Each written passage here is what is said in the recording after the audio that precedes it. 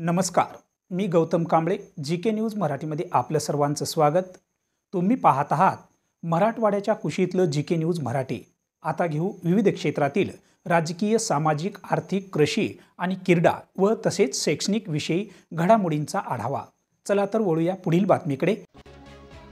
भारताला स्वातंत्र्य मिळून 75 वर्ष पूर्ण झाली आहेत, परंतु अजूनही अनेक खेड्यापाड्यापर्यंत मूलभूत सुविधा पोहोचल्याच नाहीत.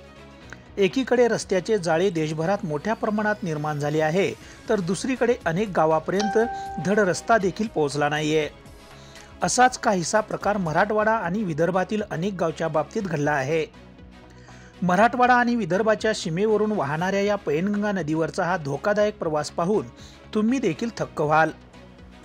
मागील अनेक वर्षापासून मराठवाडा आणि विदर्भातील जवळपास 25 गावातील नागरिक या नदीपात्रातून एका लाकडी तराफ्याच्या साह्याने नदीपात्रातून असा धोकादायक प्रवास करत आहेत. मराठवाड्यातील हदगाव आणि विदर्भातील उमरखेड या दोन्ही शहरांना ये जा करण्यासाठी जवळपास 40 किलोमीटरचा वळसा घालून जावं लागतं.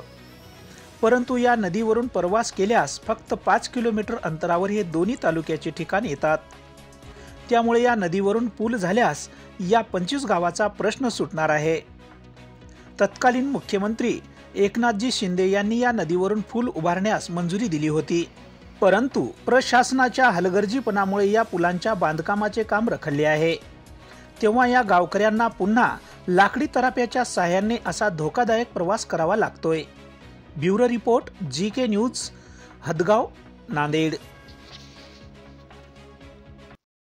तुम्ही पाहत आहात महाराष्ट्राच्या कुशीतलं जी.के. न्यूज मराठी. सात जनतेची, भूमी महाराष्ट्राची.